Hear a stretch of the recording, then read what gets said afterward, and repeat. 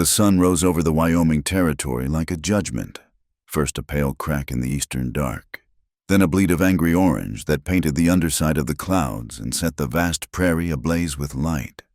Dust, fine as red flour, stirred in the morning breeze, carrying the scent of sage and tallow from the cattle pens. In the town of Dry Creek, a place huddled against the broad feet of the snow-capped Bighorn Mountains. The day's first sound was the rhythmic clang of a hammer on steel from the blacksmith's forge.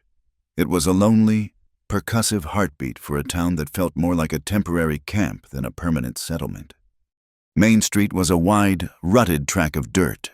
On one side stood the Silver Spur Saloon, its bat-wing doors still and silent. Across from it, the raw lumber of the new church pointed a simple steeple toward the infinite sky. And at the far end of the street, set apart from the commerce and sin, was the one-room schoolhouse, its bell quiet in the morning cool.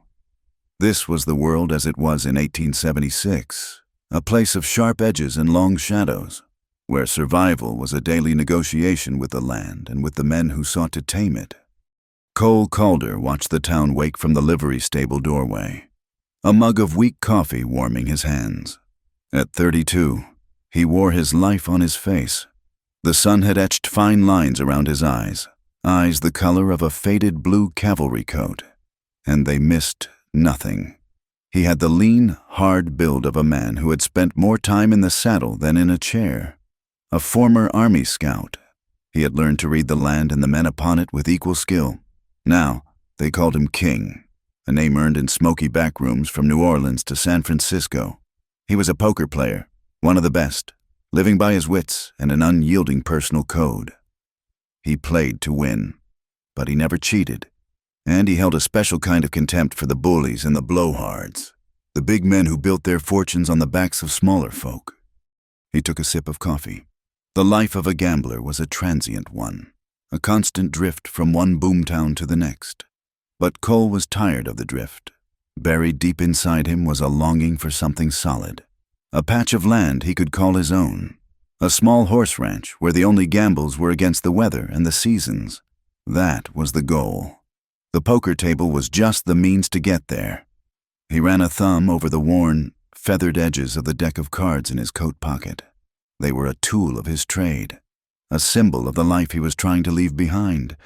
In another pocket, wrapped in a scrap of soft leather, was a simple silver ring. It had been his mother's.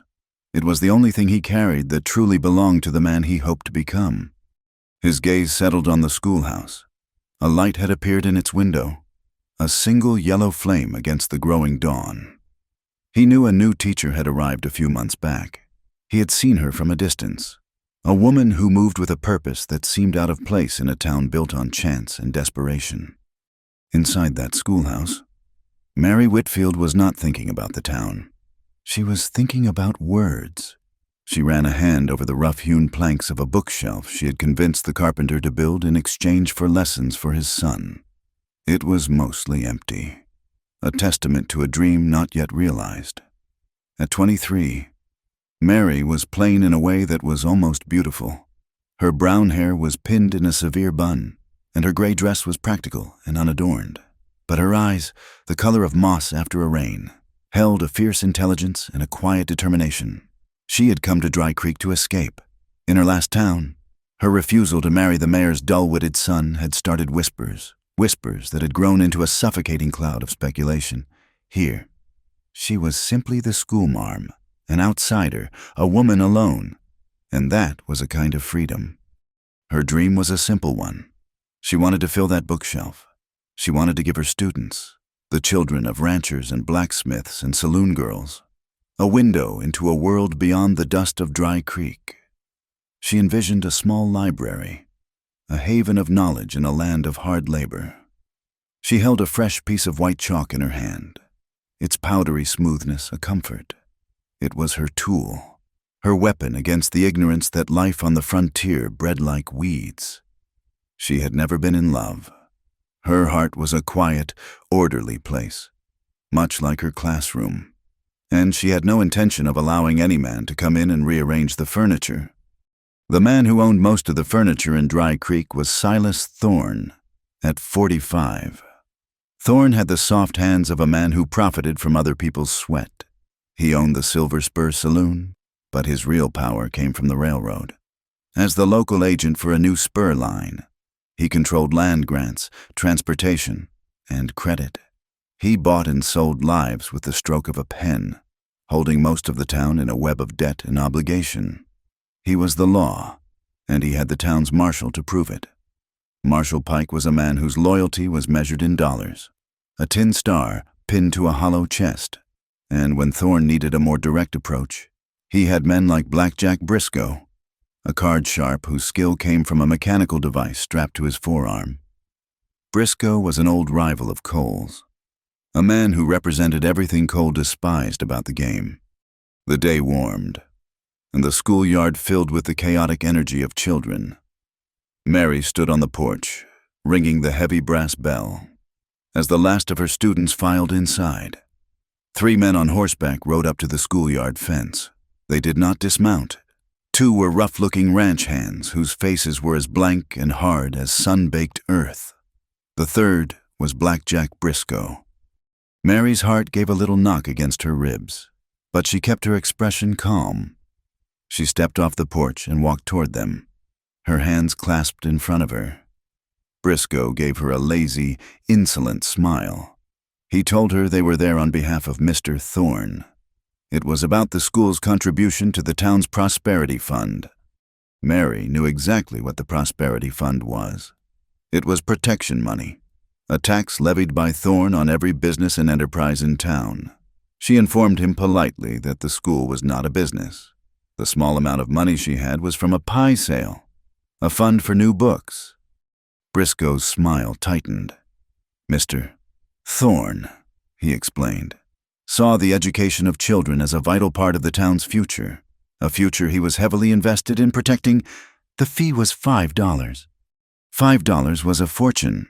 It was half the book fund. Mary's chin lifted. She told them the money belonged to the children. She would not give it to them. From the livery, Cole watched the scene unfold. He saw the teacher's rigid posture, the way she stood her ground against 3 men who could have broken her with one hand. He saw the smug certainty on Briscoe's face. Something inside him, something he thought had been hardened and buried by years of cynical observation, shifted. He pushed himself off the stable wall and started walking, his steps unhurried, his spurs leaving faint commas in the dust. He stopped a few feet from the fence, not looking at Briscoe, but at the teacher. He tipped his hat. He remarked that it was a fine day for learning. Mary glanced at him, her expression a mixture of surprise and suspicion. She knew who he was. Everyone knew the man they called King Calder, a gambler, a drifter, the kind of man she had been raised to avoid. Briscoe turned in his saddle, his eyes narrowing as he recognized Cole. He sneered and asked Calder if he was looking for a game. Cole ignored him. He addressed Mary again. He said it sounded like the gentlemen were soliciting a donation for a worthy cause. He asked what the cause was. Mary's voice was tight. She replied that they seemed to think her book fund would be better spent protecting the town from gentlemen like themselves. A small smile touched Cole's lips. He told Briscoe that was a peculiar sort of logic. It was like a wolf offering to guard a henhouse for a fee. He reached into his coat and pulled out a worn leather wallet. He told Briscoe that since he was a man who believed in a town's future, he would be honored to make a contribution on the school's behalf. He handed a $5 bill across the fence. Briscoe took the money, his eyes glittering with a mix of triumph and resentment. As he turned to leave, a deep voice cut across the schoolyard. Silas Thorne had ridden up, silent as a shadow. He sat on a magnificent black horse, his tailored suit immaculate against the dusty backdrop of the town. Marshal Pike was right behind him. Thorne surveyed the scene, his gaze lingering on Mary before settling on Cole. He said Cole's name, making it sound like an expensive cigar. He had heard Cole was in town. He had been meaning to extend a welcome. He gestured toward the money in Briscoe's hand. He commended Cole's civic spirit. a man of his talents, he said, must be looking for a real game, not the small-stakes foolishness that passed for poker in most places. Cole met his gaze. He said he was always interested in a real game. Thorne smiled, a cold, thin expression. He told Cole that he was hosting a private, high-stakes game at the Silver Spur that very night, an invitation-only affair, and he was now personally inviting him. The trap was set, the bait taken, all in the clear light of day. Thorne nodded once, a gesture of dismissal, and rode away, his men falling in behind him. Mary watched them go, a knot of unease tightening in her stomach. She turned to Cole, her gratitude warring with her deep-seated mistrust. Before she could speak, he simply tipped his hat again and walked away, leaving her standing alone in the sudden, ringing silence of the schoolyard. The incident was over in minutes, but its ripples spread through Dry Creek all day. By noon, the story was in every corner of the town. The women at the general store whispered about the schoolmarm and the gambler. Had she asked for his help? Was there something between them? Mary felt their stares like tiny pinpricks on her skin. She had spent months building a reputation for quiet dignity and moral rectitude.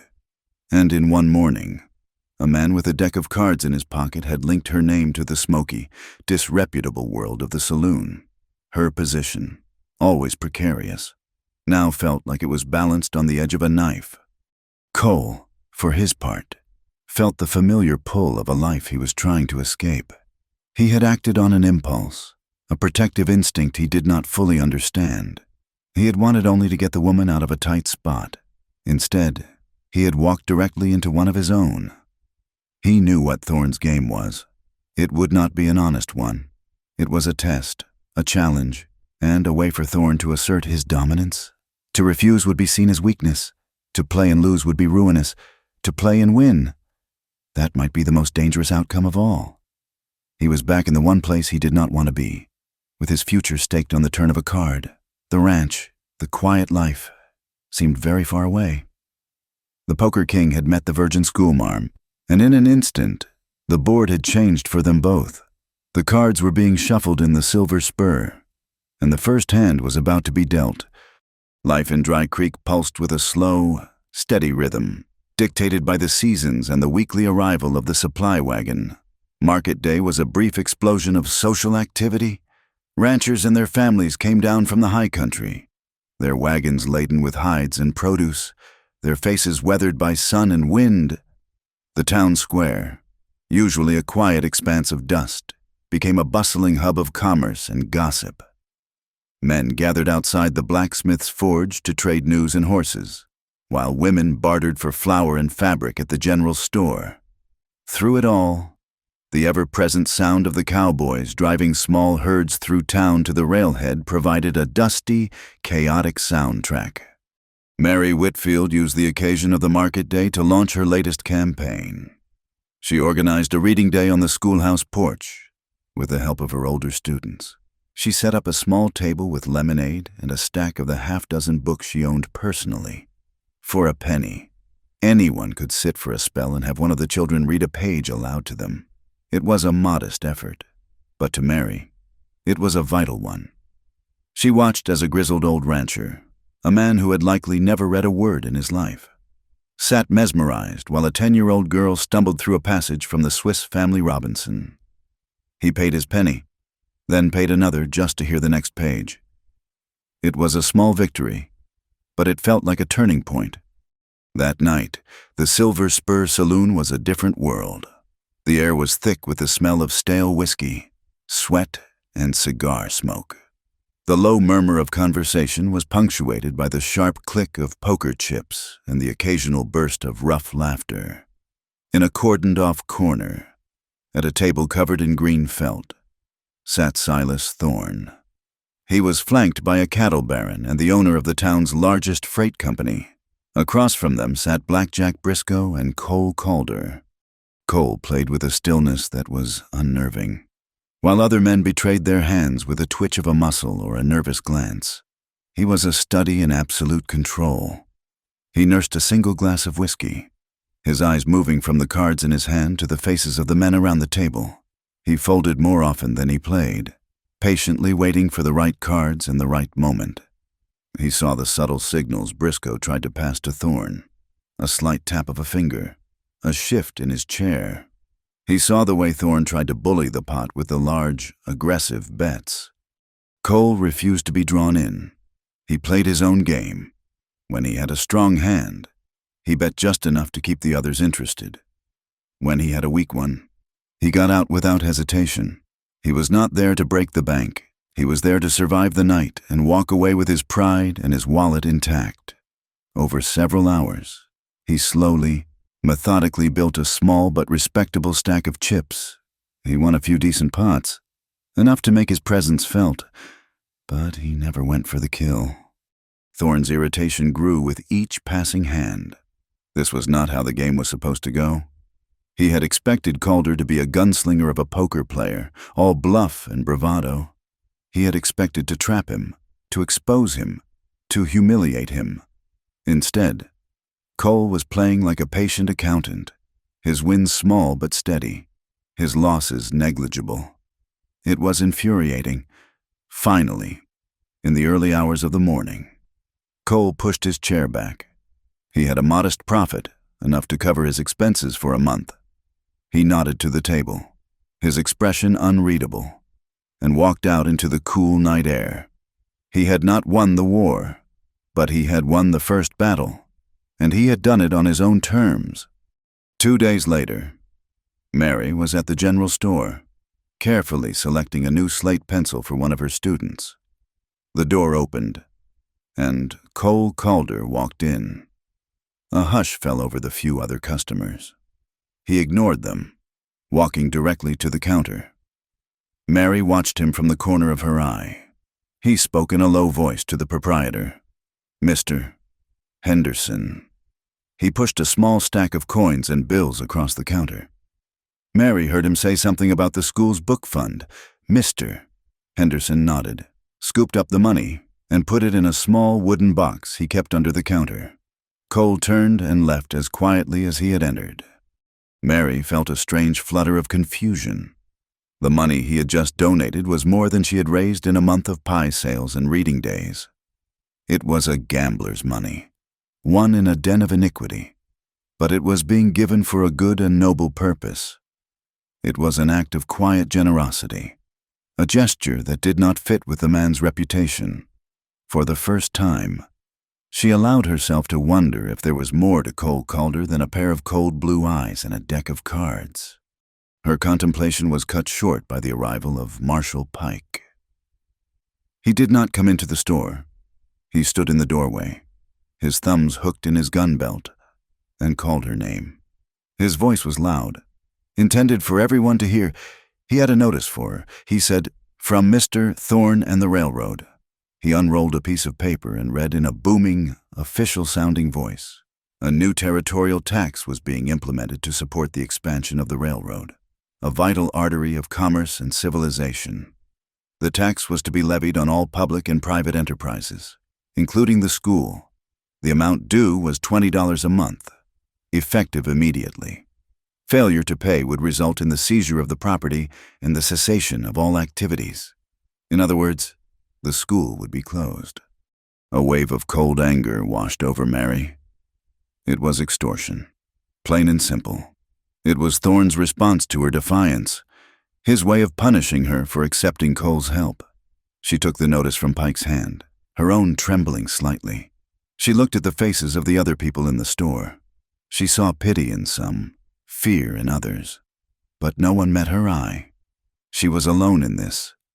That afternoon, she saw Cole walking his horse toward the livery. She intercepted him, her anger still burning hot. She held up the notice. She accused him of bringing this trouble down on her.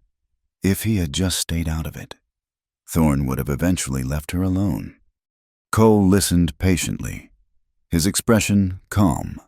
When she had finished, he looked at the notice. He told her it was just a piece of paper. He said she should take it to the circuit judge the next time he came through town. She should fight it with the law. A bitter laugh escaped Mary's lips. She told him he did not understand. The law? She looked around at the dusty street, at the false fronts of the buildings, at the ever-present shadow of the mountains. The law here wears Mr. Thorne's hat, she said, her voice filled with a weary resignation. As she spoke, a strange change came over the afternoon light. The sky to the west had turned a sickly yellow-brown. The wind, which had been a gentle breeze, began to pick up, whipping dust and stray leaves into the air. A dust storm was coming. The ranchers called them prairie rollers, and they could strip a field bare and choke the life out of anything caught in the open. The world seemed to shrink in an instant. The distant mountains disappeared behind a solid wall of moving earth. Cole grabbed the reins of his horse and told Mary to get inside the schoolhouse. It was the closest and most solid shelter. They ran, the wind tearing at their clothes, the air growing thick and gritty. They stumbled through the schoolhouse door just as the full force of the storm hit. The sound was a deafening roar, a combination of a freight train and a waterfall. The small buildings shuddered under the assault. Fine red dust began to seep through every crack in the walls and floorboards, filling the air with a choking haze. Through the windows, they could see nothing but a swirling brown chaos. They were trapped, 2 people in a small wooden box, adrift in a sea of dust. After what felt like an eternity, the roar began to subside, replaced by the mournful whistle of the wind. The air was still thick, but the light was beginning to return. Everything in the classroom was covered in a fine layer of red dust. Mary coughed, her throat raw. She raised a hand to push a stray strand of hair from her face and realized her hair was full of dust and bits of straw. Cole was standing a few feet away, watching her. He took a step closer. Without a word, he gently reached out and began to pick the debris from her hair. His touch was surprisingly light, his fingers careful and precise. It was an intimate gesture, a simple act of care that felt profound in the dusty silence of the room. When he was done, his gaze fell to her face. He told her she had a smudge on her cheek. Before she could react, he raised his other hand and brushed it away with the pad of his thumb, his touch lingering for just a second too long. The tension in the small room was suddenly as thick as the dust had been. Mary's heart was beating a little too fast. To break the spell, she glanced down at his arm, at the dark fabric of his coat, now covered in the same red dust as everything else. She looked up at him, a flicker of her usual composure returning. She asked him, her voice a little husky, "How many aces do you have in your sleeve, Mr. Calder?" Cole followed her gaze to his cuff, and for the first time, he saw it. A faint but distinct white line stood out against the dark wool, a streak of chalk from where his arm must have brushed against her desk when they first ran inside. He looked from the chalk mark to her face, and a slow, genuine smile spread across his lips, reaching all the way to his tired blue eyes. "Today, Miss Whitfield," he said, his voice low and soft. "Today, I only have your chalk." The dust from the prairie roller had barely settled before the weather turned again. The wind shifted, coming down from the high peaks of the bighorns with a sharp, biting edge. The sky, which had been a brilliant, hard blue, turned the color of slate. By late afternoon, the first snowflakes began to fall. They were large and wet, melting as they hit the ground. But they were a warning. An early blizzard was a wolf at the door, and the town of Dry Creek had not finished mending its fences from the last storm. Mary kept her students late, trying to finish a lesson on long division before the weather worsened. But the snow fell faster, thicker, no longer melting but accumulating in a soft, silent blanket. The world outside the schoolhouse windows dissolved into a swirling vortex of white. A knot of worry tightened in her stomach. Some of the children lived on ranches miles out of town. Just as she was trying to decide what to do, the schoolhouse door opened, letting in a gust of frigid air. It was Cole Calder.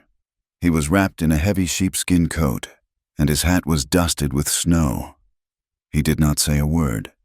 just looked at the anxious faces of the children and then at her. In his hands, he held a coil of rope. He told her he would help get the children home. He would string the rope from the school to the livery, then to the general store, a lifeline against the whiteout. From there, they would organize groups to take the town children to their doors. For the ranch children, he had already spoken to their fathers who were in town. They were waiting at the livery with wagons. For the next 2 hours, they worked as a team. Cole, with his scout's quiet competence, moved with an efficiency that calmed the children's fears. He tied knots, gave firm, simple instructions, and lifted the smaller children over the deepening drifts. Mary called out names, buttoned coats, and wrapped scarves over little faces, her voice a steady, reassuring presence against the howl of the wind. They delivered the last child, the blacksmith's daughter, just as dusk began to fall, turning the white landscape into a world of blue and gray shadows. The storm had intensified. The wind drove the snow with a horizontal fury, and the cold was a physical thing, a crushing weight that stole the breath. Cole looked at the half-mile of open ground between them and the boarding house where Mary lived. He shook his head. They would never make it. He told her they had to go back to the schoolhouse. It was their only choice. The one-room schoolhouse felt like a tiny, fragile ark in a vast, frozen sea. Cole managed to get the potbelly stove roaring again with the last of the coal in the scuttle. The warmth was a blessing, slowly pushing back the bone-deep chill. They sat in a pair of small student desks, the flickering light from the stove casting long, dancing shadows on the walls. The world was reduced to the sound of the wind, a relentless, mournful cry, and the crackle of the fire. Silence stretched between them, not awkward, but thoughtful. To fill it, Mary asked him about his life before he became a gambler. She asked about the army, about being a scout. Cole stared into the flames for a long time before he spoke. His voice was low, stripped of its usual guarded irony. He told her about growing up in Ohio, about his older brother, Daniel. Daniel was the steady one, the responsible one. He was the one who was going to build a life, a family. Cole was the wild one. Daniel had gotten a job with the railroad, a good job, a foreman on a track-laying crew. He was proud of the work, of building something that would last. One spring, there was a washout on a new spur line in Colorado. A trestle bridge collapsed under the weight of a work train. Daniel was on that train. The company called it an act of God, a tragic accident. But the men who survived told a different story. They said the company had been cutting corners, using green timber for the supports, rushing the job to meet a deadline. The foreman who signed off on the construction, who declared it safe despite the warnings, was a young, ambitious company man named Silas Thorne. The railroad investigated itself, found no one at fault, and paid Daniel's widow a pittance. Cole's voice was flat, devoid of emotion, but the grief was there, a cold, hard stone in the center of his story. After that, he said, he left. He had seen enough of big men and their big plans. He trusted only himself and the turn of a card. When he finished, the only sound was the wind. Mary felt a profound ache for the man sitting across from her, for the boy he must have been. She understood now the source of his cynicism, his contempt for men like Thorne. It was not just a matter of principle. It was a wound that had never healed. He looked at her then, his blue eyes searching her face in the firelight. He asked her what she was running from. The question was direct, but not unkind, and in the strange intimacy of their shared shelter, she found herself telling him the truth. She spoke of her life back in Pennsylvania, of the suffocating expectations of a small town. She told him about the pressure to marry, to settle for a life that was not her own. She described the man her parents had chosen, a respectable merchant, a pillar of the church, a man whose touch made her skin crawl. When she refused him, the whispers started. She was too proud, too picky. There must be something wrong with her. The gossip became a cage, and she had fled it for the harsh freedom of the frontier. She had come to Dry Creek seeking not a husband or a fortune, but a place where she could be judged on her own merits, where her mind mattered more than her marriage prospects. They sat in silence again, the two of them, a man running from a past he could not change, and a woman running toward a future she was determined to build. The storm had stripped away their public personas, leaving only two lonely souls, sharing a fragile warmth against the vast, indifferent cold.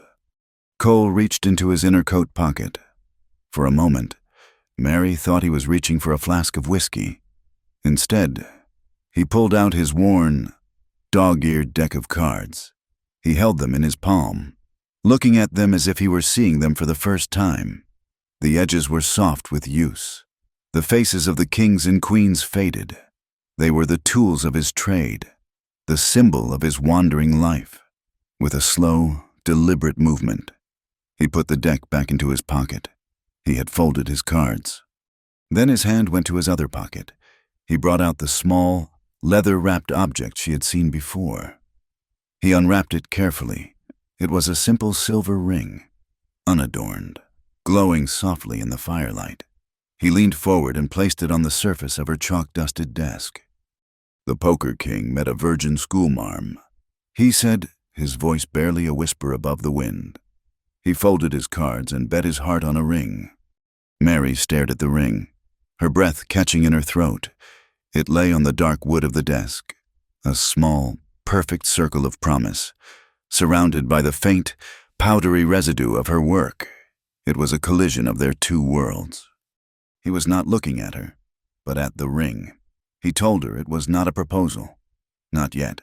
The town was a mess, and Thorne had his hooks in everything. She was in trouble because of him, and he would not ask for her hand while his presence cast a shadow on her name. But he wanted her to know his intentions. When all this is settled, he said, his eyes finally meeting hers, when you are safe and the town is right again, I mean to put this ring on your finger. If you will let me. The blizzard raged for 2 days. When the wind finally died and the sun emerged, it revealed a world transformed, buried under a thick blanket of white. Dry Creek was crippled. Roofs had collapsed under the weight of the snow. Livestock had frozen in the fields, and the supply train was delayed indefinitely.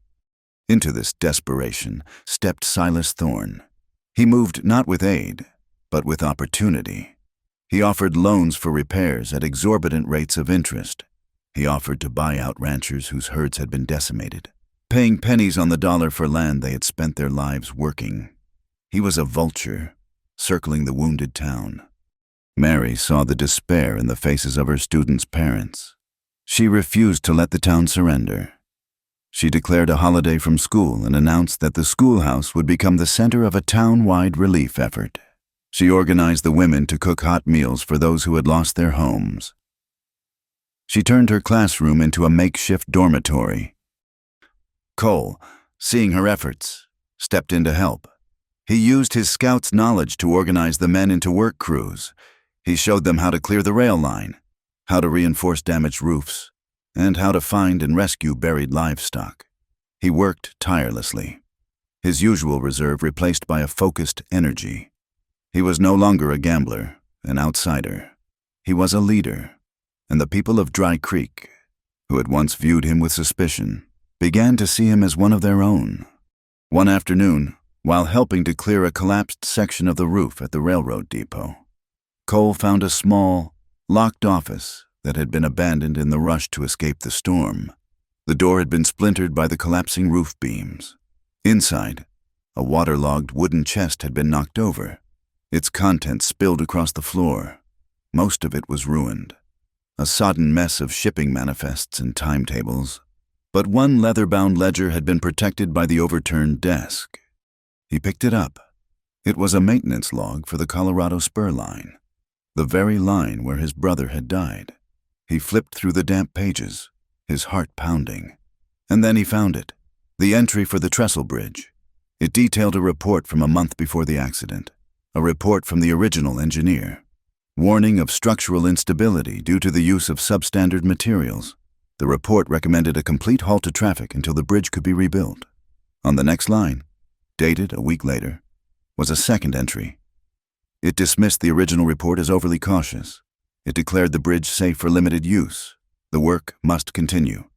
The signature at the bottom of that second entry, a confident, arrogant scrawl, was instantly recognizable. Silas Thorne. Holding the waterlogged ledger in his hands was like holding a ghost. The ink had bled on some pages, but the damning entry was horribly clear. 4 years.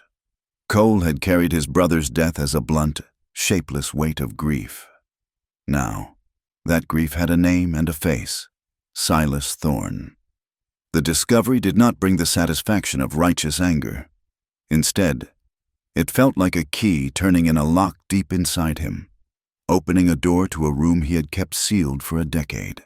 The man he was, the drifting gambler who lived by a cynical code of self-preservation, was no longer enough. That man could not bring justice for his brother. That man could not build a life with a woman like Mary Whitfield. He made his decision the next morning. He walked not to the Silver Spur, but to the blacksmith's forge. The ring of the hammer on the anvil was the town's heartbeat, and Hattie Doyle was its heart, a widow in her late 50s, with arms as strong as any man's, and a gaze that could measure the worth of a person in a single glance. She was a fixture of integrity in a town built on shifting sands. He found her shoeing a large bay horse, her movements economical and powerful. She acknowledged him with a grunt, not pausing in her work. Cole waited until she had finished, until she was quenching the hot shoe in a barrel of water with a great hiss of steam. He laid his cards on the table. Figuratively speaking, he told her he was done with poker. He had a stake, a respectable sum he had carefully guarded from his winnings. He knew horses. He said he could spot good bloodlines, gentle a wild spirit, and train a horse for any work, be it pulling a plow or carrying a rider across the territory. What he needed was a partner, someone with the land, a good name, and the skill to forge the tools of the trade. He proposed they start a small horse ranch together, a business built on honest work and fair dealing. Hattie wiped the sweat from her brow with the back of a leather-gloved hand and studied him for a long, silent minute. She had seen men like him drift through Dry Creek for 30 years, but there was something different in his eyes now, a steadiness that had not been there before. She had also seen how he had worked after the blizzard, how he had organized the men without seeking credit, how he had looked at the school teacher with a respect that went beyond simple attraction. She finally gave a curt nod. She had a small pasture behind the forge that was going to waste, and she was tired of seeing Thorne's brand on every decent horse in the county. She laid out her terms, which were as hard and fair as the steel she worked. Cole agreed to every one without argument. They shook on it, her calloused hand enveloping his. With that simple gesture, Cole Calder, the poker king, became a rancher. Word of the partnership spread through Dry Creek with the speed of a prairie fire. For Thorne, it was a declaration of war. A Cole Calder who was just passing through was a temporary annoyance. A Cole Calder who was putting down roots, building a business, and aligning himself with the respected townsfolk like Hattie Doyle was a threat. Thorne understood that power in a town like this was not just about money. It was about influence. And Cole, with his quiet competence and newfound purpose, was starting to have it. Thorne's retaliation was swift and cruel, and he aimed it directly at Mary. 2 days later, Marshal Pike, flanked by 2 of Thorne's hired thugs, strode into the schoolhouse in the middle of a lesson on the Declaration of Independence. The children fell silent, their eyes wide with a mixture of fear and excitement. Mary's heart went cold. Pike announced in a loud, self-important voice that he had a warrant to search the premises. He was acting on a complaint regarding the solicitation and management of an unsanctioned and potentially illegal public fund. He was talking about her book fund. Mary stood tall, placing herself between the marshal and her students. "She asked to see the warrant." Pike sneered and waved a piece of paper in her face. It was official, signed by the circuit judge Thorne kept in his pocket. The search was a calculated act of humiliation. Pike's men overturned the small bookshelf, scattering the few precious volumes across the floor. They dumped out her personal trunk, spilling her modest wardrobe onto her cot in the small living space behind the classroom. All the while, Pike kept up a running commentary about the dangers of unaccountable money and the questionable associations of some of the fund's recent donors. Every person in the room knew he meant Cole. Some of the younger children began to cry. Mary moved to comfort them, her own anger a tight, hot knot in her chest. She would not give Thorne the satisfaction of seeing her break. When they had finished their charade, when they had found nothing but books, clothes, and school supplies, she walked to her desk. She calmly unlocked a small drawer and removed a slim ledger. She handed it to Marshal Pike. "This is the book fund's accounting ledger," she said, her voice clear and steady. "Every penny donated and every penny spent is recorded. It is, and always has been, available for public inspection." Pike took the book, a flicker of uncertainty in his eyes. He had expected tears, hysterics, a confession of some wrongdoing he could twist to his advantage. He had not expected calm, organized defiance. He flipped through the pages, seeing the neat columns of Mary's perfect handwriting. It was a document of unimpeachable integrity. Defeated. He shoved the book back at her, muttered a warning about keeping her affairs in order, and left, his men trailing behind him like scolded dogs. The children gathered around Mary, their fear turning to a fierce loyalty. She had faced the monster and had not blinked, but Mary knew the fight was far from over. Thorne had shown that he was willing to use her, to use the school, to get at Cole. The thought filled her with a dread that was colder than any blizzard. The next move came that evening. Cole was in the new corral he and Hattie had built, working with a young, half-wild Mustang. With him was a young man named Jonah Reed. Jonah was quiet, observant, and had a way with wounded things, be they animals or men. He had served as a medic in the cavalry, and he and Cole shared the unspoken bond of men who had seen the uglier side of the world. Cole had hired him on as a ranch hand, grateful for his steady presence. As they worked, Blackjack Briscoe rode up to the fence. He did not dismount. He lounged in his saddle, the picture of smug arrogance. He delivered Thorne's message. It was a challenge, a final game of poker. One night, winner take all. The stakes, he explained with a malicious grin, were not just money. If Cole played and lost, he would leave Dry Creek forever. If he refused to play, Silas Thorne would be forced to foreclose on the schoolhouse property for non-payment of the railroad tax. The school would be shut down, effective immediately. Briscoe let the threat hang in the air. He told Cole to think of the children. Their entire future was in his hands. He was either their savior or their doom. The choice was his. With a final sneer, Briscoe rode off, leaving Cole standing in the dust, trapped in an impossible position. To accept was to walk back into the world he had just renounced, to face a game that would certainly be rigged. To refuse was to sacrifice Mary's dream on the altar of his newfound principles. Later that night, as Cole stared into the darkness of the corral, the weight of the choice pressing down on him, Jonah approached. The younger man's usual quiet demeanor was gone, replaced by a raw intensity. He told Cole that he had not been entirely truthful about his past. He had not just served in the cavalry. Before that, he had worked on the railroad, on the Colorado Spur line. He reached into his shirt and pulled out a small, tattered photograph. It showed two young men, barely out of their teens, their arms slung around each other, grinning at the camera. One was Jonah. The other was his older brother.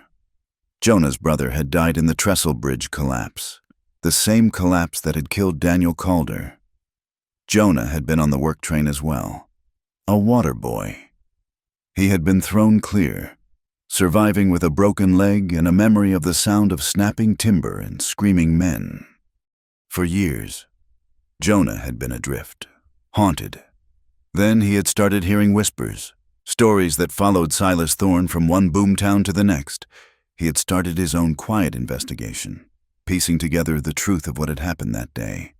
He had heard about a famous poker player named Calder, whose brother had also died in the accident.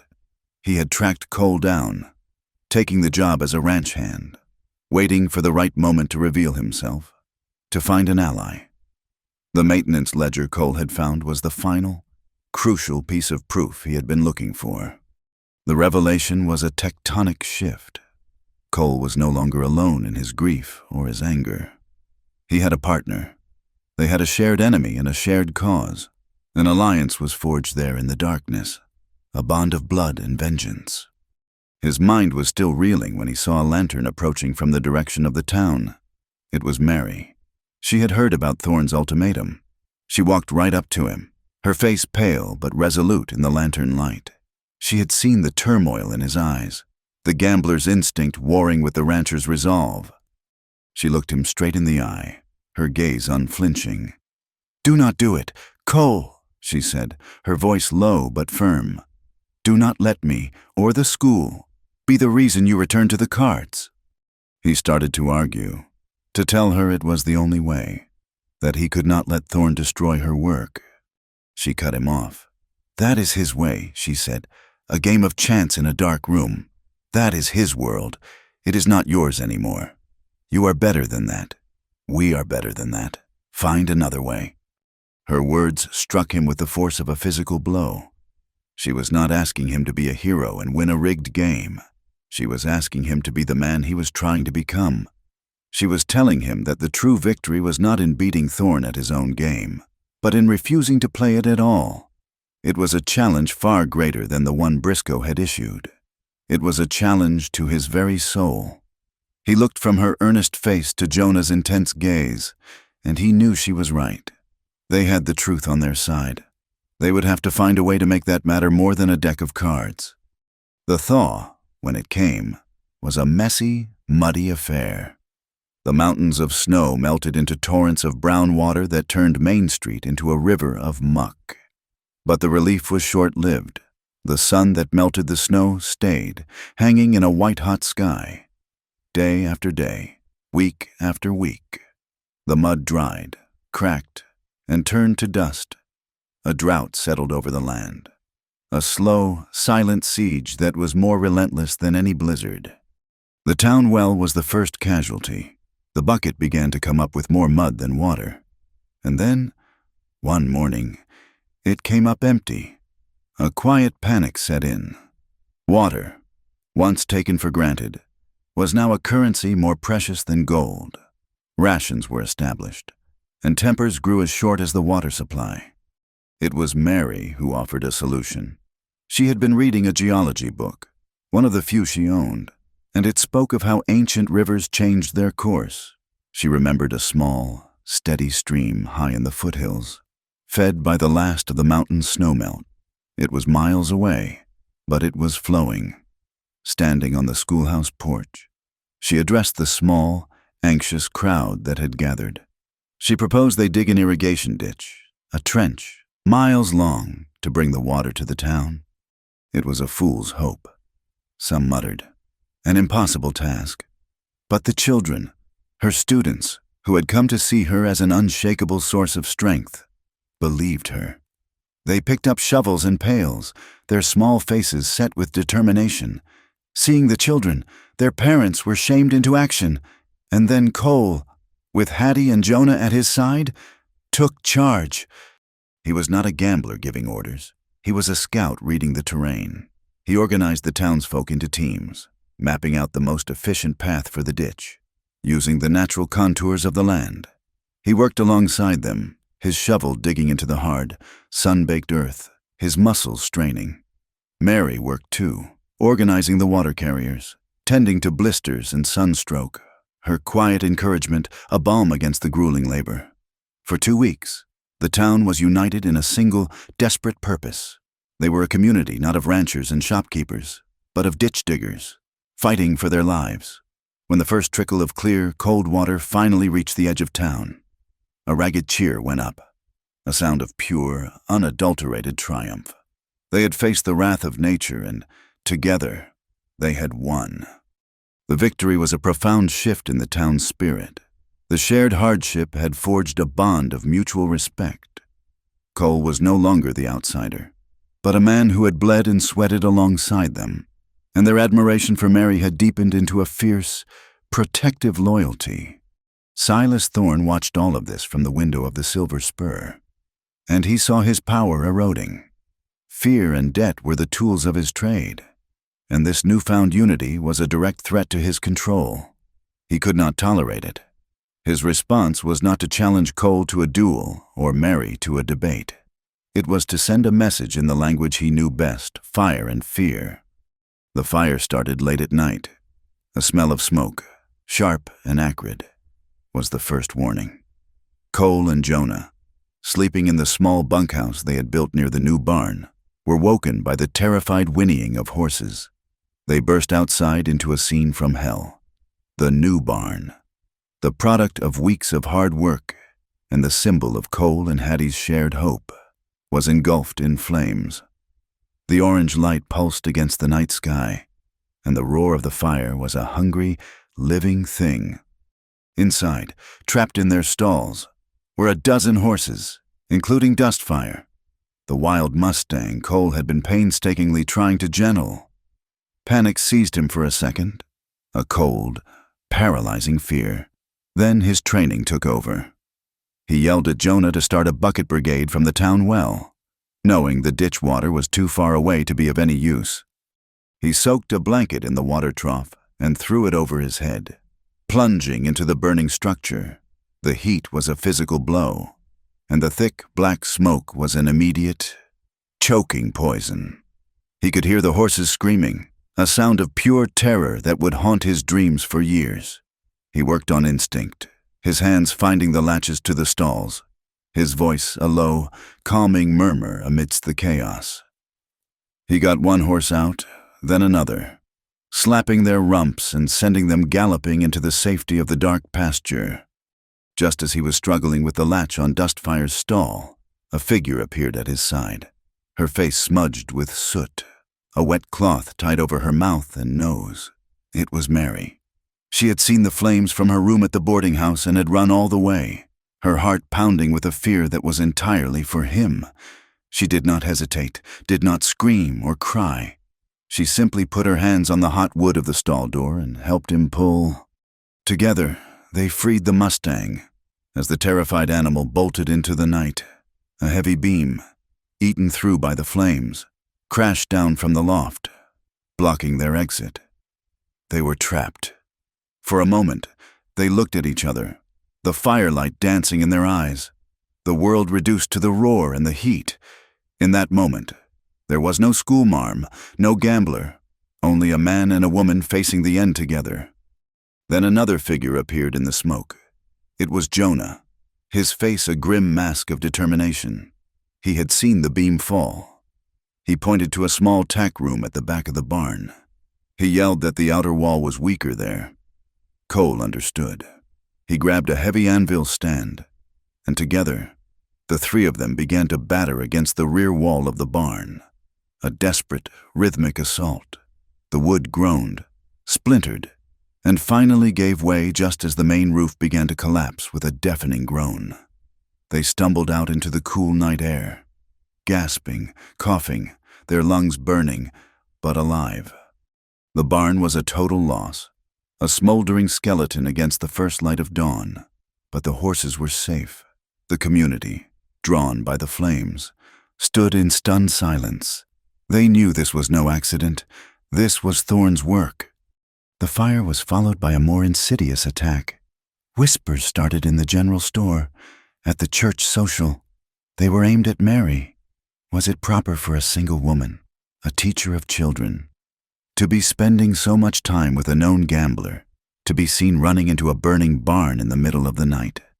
The gossip was a poison, intended to isolate her, to turn the town against the very people who were trying to save it.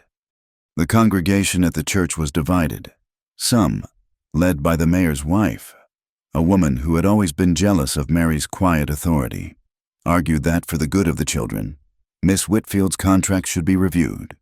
Others, like Hattie Doyle, defended her with a fiery loyalty. The town's moral fabric was being torn apart. On Sunday, Reverend Abel, a man whose quiet faith was matched by a backbone of steel, stepped up to the pulpit. He looked out at the divided faces of his flock. He did not speak of fire and brimstone. He spoke of courage, of community, and of the nature of true justice. He reminded them of the woman who had organized the relief effort after the blizzard, who had led the fight for water during the drought. He looked directly at the mayor's wife and said, "Justice, my friends, is not always found in a courtroom or at the end of a marshal's gun. Often, it is found in the quiet, tireless work of a good heart, and it does not come wearing a wide-brimmed hat and a fancy suit. It comes with its sleeves rolled up, its hands dirty from honest labor." His words fell into a profound silence. The sermon did not magically heal the division, but it drew a clear line in the sand. It forced people to choose. For Jonah, the fire was the final proof. Thorn would never stop. He would burn, bully, and destroy anything that stood in his way. The waterlogged ledger Cole had found was a powerful piece of evidence. But Thorn could claim it was a forgery, a fluke. They needed more. They needed Thorn's own books, the real ones, the ones that would show the systematic pattern of his corruption, the illegal loans, the fraudulent land claims, the bribes to railroad officials. Those books were kept in a locked safe in Thorn's office at the main railroad depot, an office that was guarded day and night. Jonah, using the skills he had learned surviving in the wild and in the army, spent 2 nights watching the depot, studying the guards' routines, the layout of the building, the location of every window and door. It was a desperate gamble, but it was the only one they had left. On the 3rd night, under the cover of a moonless sky, he made his move. He moved like a ghost, a shadow among shadows. He scaled a rear wall, slipped through an unlocked window in the freight office, and crept through the silent building, his heart a trip hammer in his chest. He reached the office. The safe was old, a simple model. He had spent his last few dollars on a set of locksmith's tools from a mail-order catalog. His hands, usually so steady when setting a bone or stitching a wound, trembled slightly as he worked the combination. Minutes felt like hours. Finally, with a soft click, the heavy door swung open. He found what he was looking for, 2 thick, leather-bound ledgers. He tucked them inside his coat and slipped back into the night, a silent avenger carrying the weight of a dozen stolen lives. Later that night, the exhaustion of the fire and the days that followed finally caught up with Cole. He was sitting on the top rail of the pasture fence, staring at the blackened ruins of the barn. Mary came and sat beside him, a quiet, comforting presence. He looked at her, at the strength and grace in her profile, illuminated by the faint starlight. He felt an overwhelming urge to close the distance between them, to make real the promise he had made during the blizzard. He reached into his pocket and his fingers closed around the smooth, cool silver of his mother's ring. He started to speak, his voice rough with emotion. "Mary." He stopped. He looked from her face to the town, where he knew people were still whispering, still judging her because of him. He could not do it, not like this. He pulled his hand back. "When you are no longer being reviled because of me," he said, his voice low and full of a pain she had never heard before, "then I will say it." She turned to him, and in the dim light, he saw a soft, knowing smile touch her lips. "You just did," she said quietly. In the pasture behind them, the horses were grazing peacefully. Dustfire, the wild Mustang, stood apart from the others, his head high, still wary. Mary slid off the fence and walked slowly toward him, her hand outstretched. Cole held his breath, expecting the horse to bolt, but Dustfire stood his ground. He watched her approach, his ears twitching. He allowed her to get close, to reach out and gently stroke his dusty mane. He leaned into her touch, a wild spirit. For a moment, gentled. The Silver Spur saloon was packed so tight the air itself felt solid, a dense mixture of sweat, cheap whiskey, and simmering tension. Every man in Dry Creek who could walk, and a few who could not, had crammed inside to see the final hand dealt between the town's aspiring king and its reigning one. Silas Thorne had spared no expense in staging this drama. He had set up the poker table on a low, specially built platform, turning the game into a public spectacle. He called it a display of fairness, a contest of pure skill. Cole knew it was an execution, and he was the guest of honor. Cole sat across from Blackjack Briscoe, the green felt of the table a small, contained battlefield. He was calm, his posture relaxed, his face a mask of polite indifference. Inside, every nerve was humming, every sense on high alert. He had spent the afternoon with Jonah, going over the plan until it was second nature. A dozen things could go wrong, but they only had one chance to make it right. In a shadowed corner of the room, Mary and Hattie stood together, their presence a quiet act of defiance. Hattie's arms were crossed over her chest, her expression as unyielding as forged steel.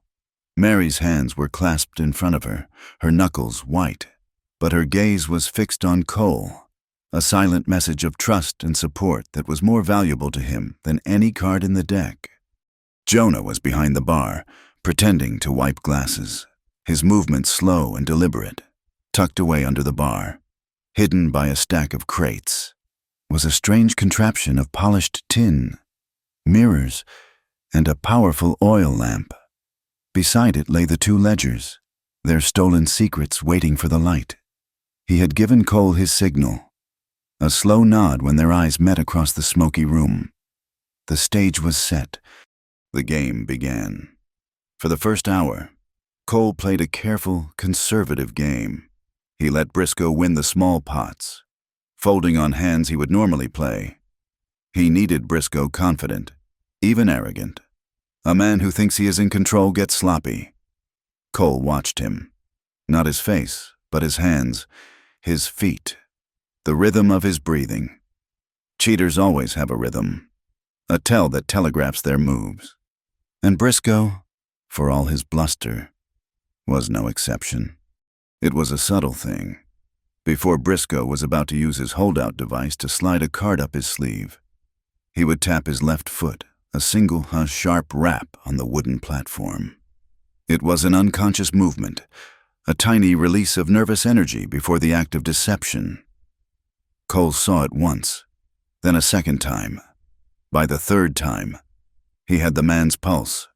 Outside the swinging doors of the saloon, another drama was unfolding. Marshal Pike, determined to follow Thorne's orders, had come for Mary.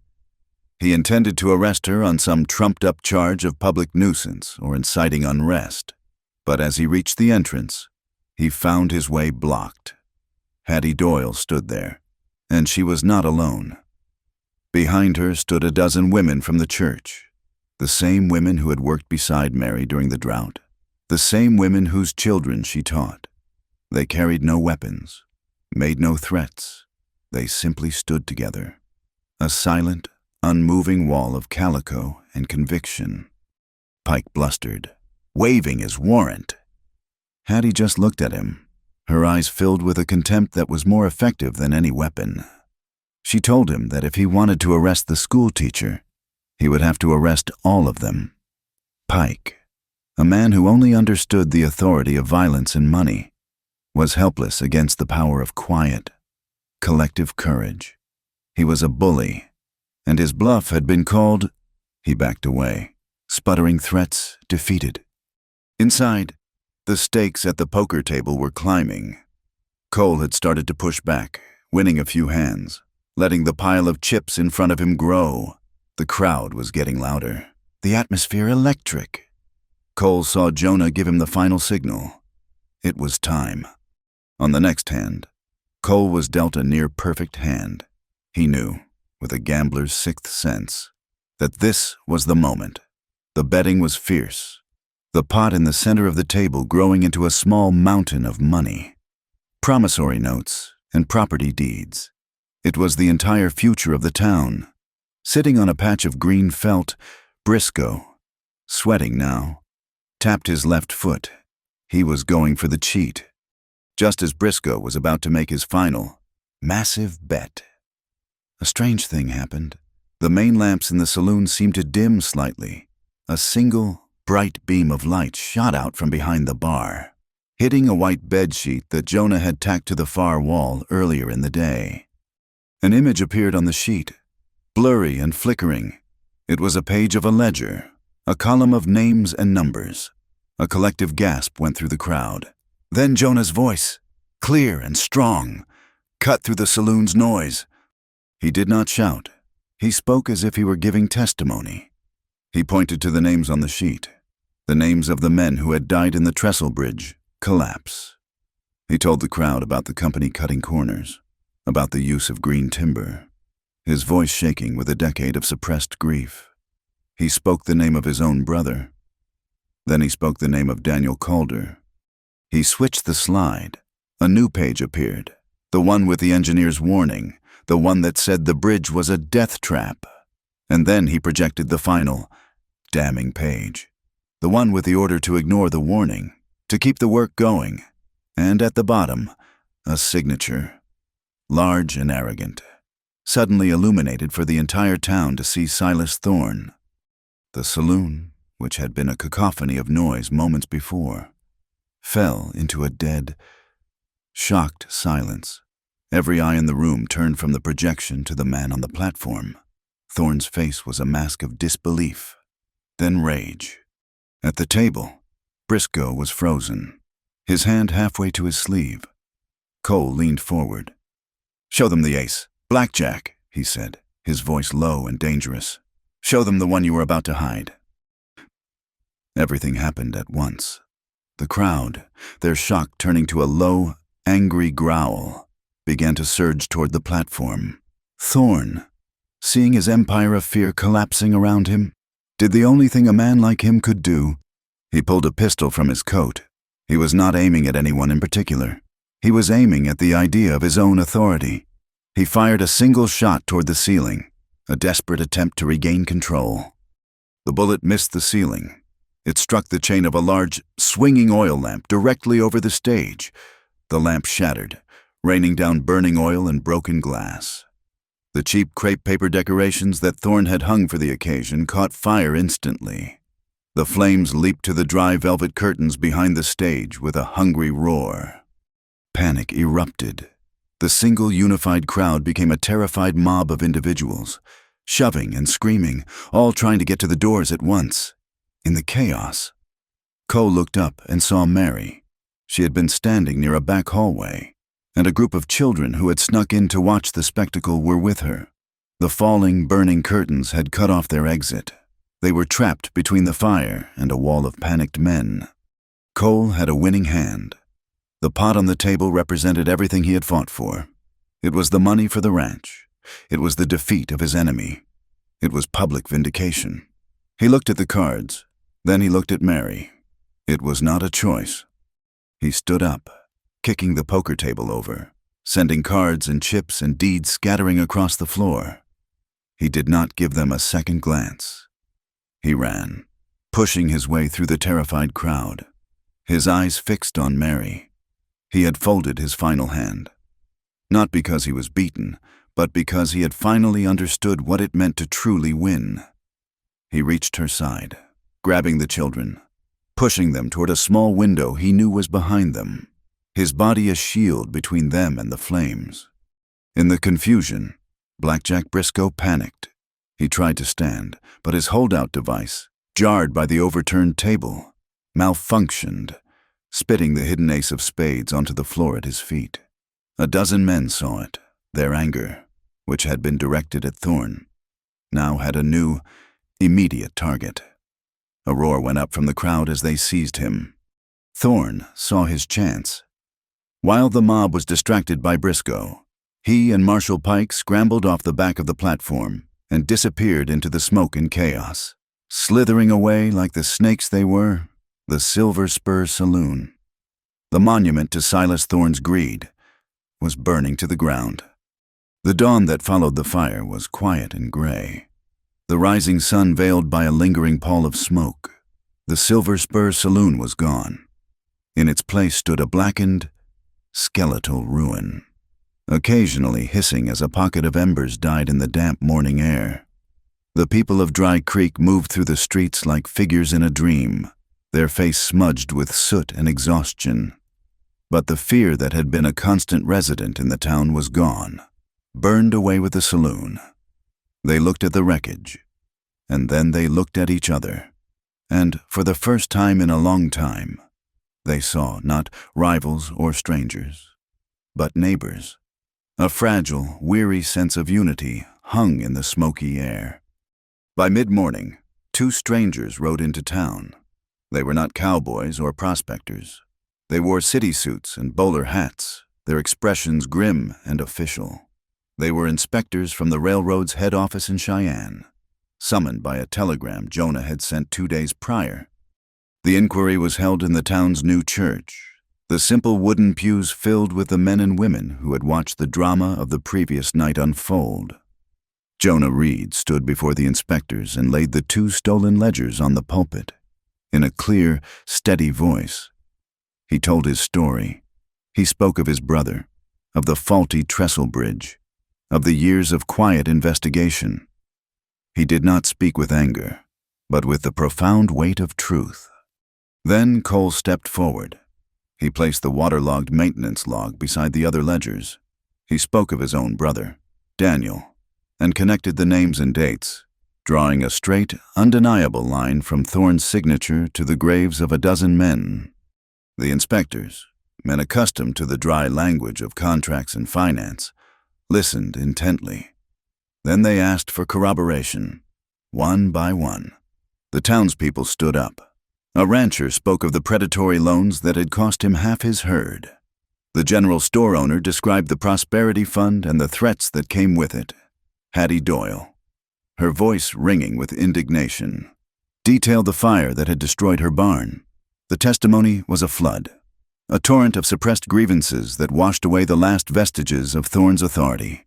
Blackjack Briscoe, his face bruised and his spirit broken, was brought from the makeshift cell in the livery stable. He confessed everything, naming Silas Thorne and Marshall Pike as the architects of the entire corrupt enterprise. The railroad, facing a scandal of immense proportions, acted decisively. A federal marshal was dispatched with warrants. Thorne and Pike were apprehended a day later, trying to board an eastbound train 2 counties over. They did not resist. Their power, built on a foundation of illusion and fear, had vanished in the light of day. Marshall Pike was stripped of his badge and charged with complicity. Silas Thorne was charged with fraud, extortion, and manslaughter. The reign of the false king of Dry Creek was over. In the days that followed, a quiet sense of order began to return. But for Cole, the external victory was only half the battle. He stood alone in his small room at the livery, the setting sun casting long shadows on the floor. He took out the old, feathered deck of cards. He looked at them, at the faded kings and queens who had been his only constant companions for so long. They were a part of a life he no longer wanted, a past that had no place in the future he hoped to build. He walked to the pot-belly stove, opened the grate, and dropped the cards into the embers one by one, watching as the edges curled, blackened, and turned to ash. Then he unbuckled the heavy silver belt buckle he always wore. It was a flamboyant thing, intricately engraved, a prize won in a legendary game in San Francisco years ago. It was the symbol of King Calder, the last relic of his fame and his notoriety. He wrapped it in a piece of cloth, walked to the general store, and sold it to a traveling merchant for a fraction of its worth. He did not haggle. He took the money, a small but significant roll of bills, and went to find Hattie. He gave her the money, telling her it was for the school, for the library.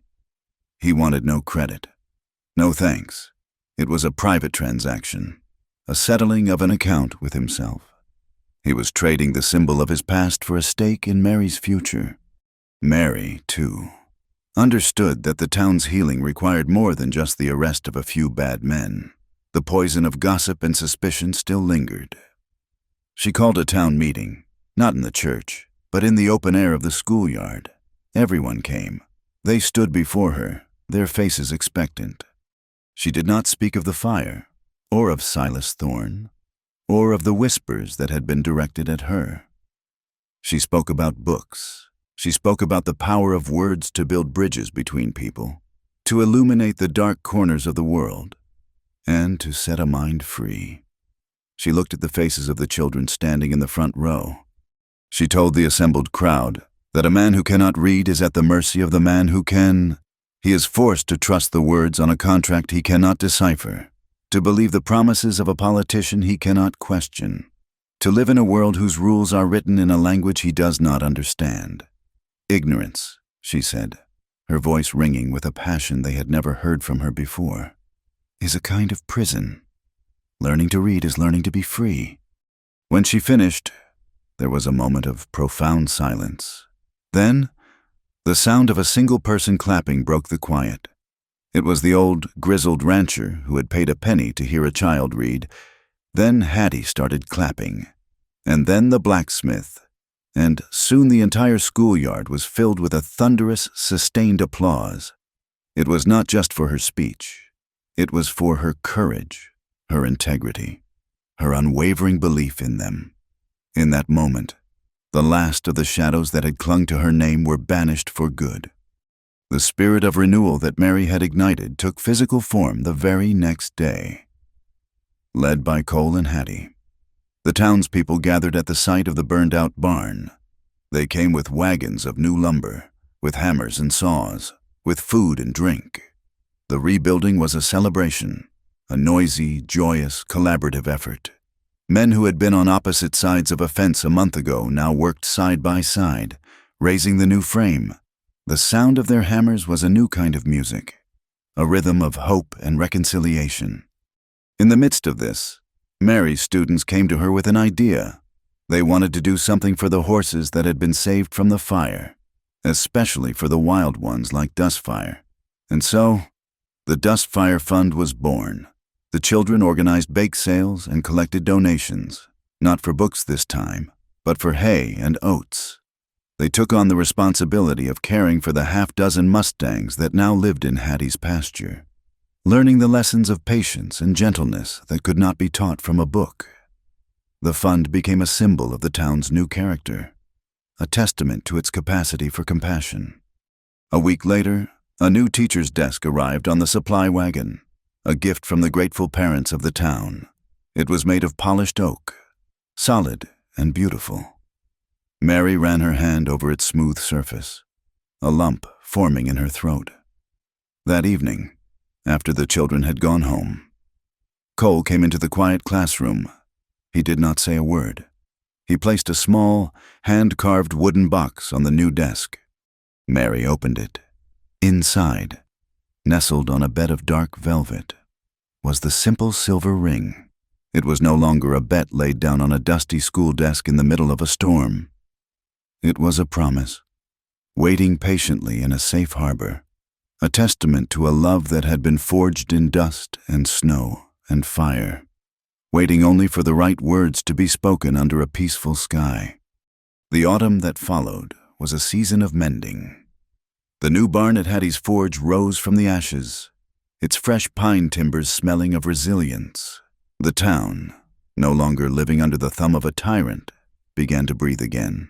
The railroad, anxious to avoid a larger scandal, sent a team of adjusters who quietly paid out compensation to the families of the men who had died in the trestle collapse. It was not justice, not really, but it was an acknowledgement of a wrong, a closing of a wound that had festered for a decade. The night market, which had been a haven for rigged games and cheap whiskey, was reborn as a family affair, with stalls selling pies and handmade quilts, the air filled with fiddle music instead of the click of poker chips. The new library in the schoolhouse was the town's proudest achievement. It was not large, just 3 sturdy shelves running the length of the back wall, but it was filled with books. Donations had come from as far away as Cheyenne, from people who had heard the story of the schoolmarm who had faced down the railroad. Mary would watch as her students, and sometimes their parents, would stand before the shelves, their faces filled with a quiet wonder. their hands reaching out to touch the spines of books that held worlds they had only ever dreamed of. Cole worked from sunup to sundown, building his and Hattie's horse ranch into a thriving business. He found a deep, quiet satisfaction in the honest labor, in the feel of a good horse moving under him, in the simple rhythm of a life built with his own two hands.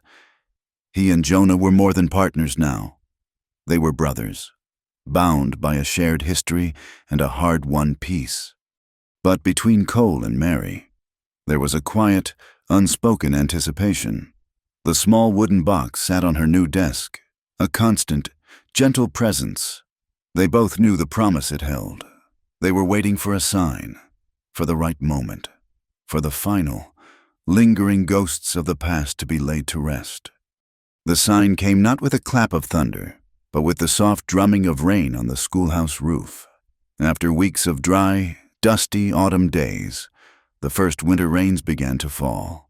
It was not a violent storm, but a slow, steady, soaking rain that washed the dust from the air and turned the parched prairie soil a dark, rich brown. It was a baptism, a cleansing, a promise of new life. School had just let out for the day. Mary stood on the porch, watching the children run home, their laughter echoing in the clean, rain-washed air. She breathed in the smell of the wet earth, a scent of pure renewal, and a profound sense of peace settled over her. She saw him then, walking from the direction of the forge. He was not riding, but walking, and at his side, on a simple lead rope, was Dustfire, the Mustang. Once a creature of wild, untamable spirit, walked beside him with a calm, trusting grace. Cole was not wearing his gambler's coat, but a simple canvas work jacket. The rain had plastered his dark hair to his forehead, and his face, when he looked up at her, was open and vulnerable, stripped of all its old defenses. The few remaining children in the schoolyard saw him too.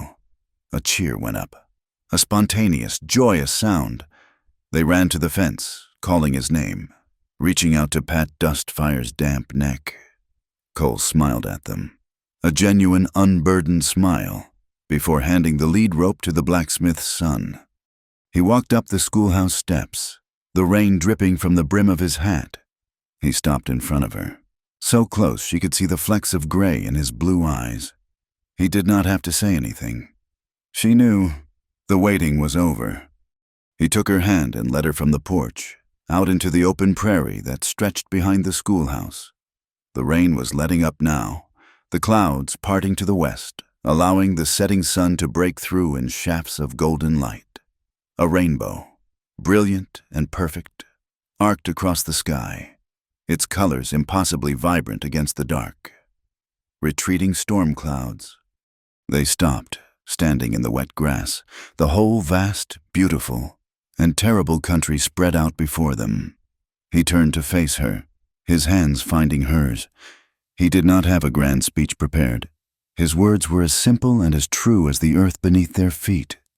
He said her name, just her name, and his voice was thick with all the things he had never been able to say. He told her that he had spent his life reading men, looking for their tells, their weaknesses, the moments when they would fold.